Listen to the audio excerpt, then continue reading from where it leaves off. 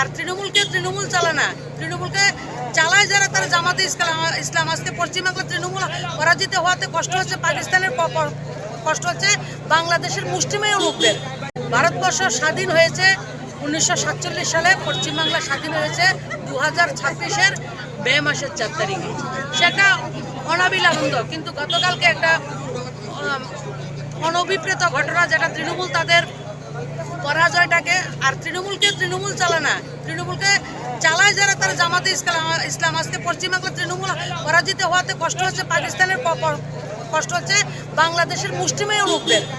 যে জামাতে ইসলামকে বাংলাদেশের মানুষই পছন্দ করে না, জামাতে ইসলামকে বাংলাদেশের মুসলিমরা ভোট করে না, সেই জামাতে ইসলামের মতো লোকরা আজকে আমাদের পশ্চিমবাংলাকে শাসন করেছে। আমাদের কৃষ্টি সংস্কৃতি, আমাদের পরম্পরাকে ধ্বংস করার একটা কম্পিটিশন ছিল তাদের মধ্যে। তাদের কষ্ট হচ্ছে, তারা সহ্য করতে পারছে না যে পশ্চিমবাংলা একটা রাষ্ট্রবাদী সরকার এসছে, জনগণের সরকার এসছে, যে পশ্চিমবাংলা যেটা আজকে চিন্তা করতো, গোটা বিশ্ব এটা 24 ঘন্টা পরে চিন্তা করতো, সে পশ্চিমবাংলাকে সবটা ধ্বংস করে দিয়েছে।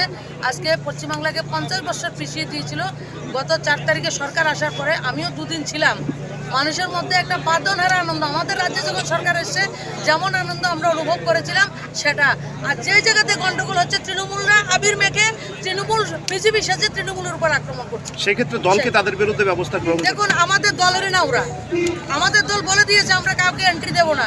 আমরা সবাইকে বারণ করা হয়েছে যে আমরা কোনো মানুষকে এখন দলে নেব না, কিন্তু তৃণমূলের এমএলএরা বলছে যে আমরা বিজেপি। আমরা বিগত 50 বছর তাদের কমিউনিস্টের অত্যাচার এবং তৃণমূলের অত্যাচার সহ্য করে ভারতীয় জনতা পার্টির সৈনিকরা আপনার লড়াই করেছে, তারা 24 ঘন্টা সহ্য করতে পারেনি। চিন্তা করুন ক্ষমতা কি।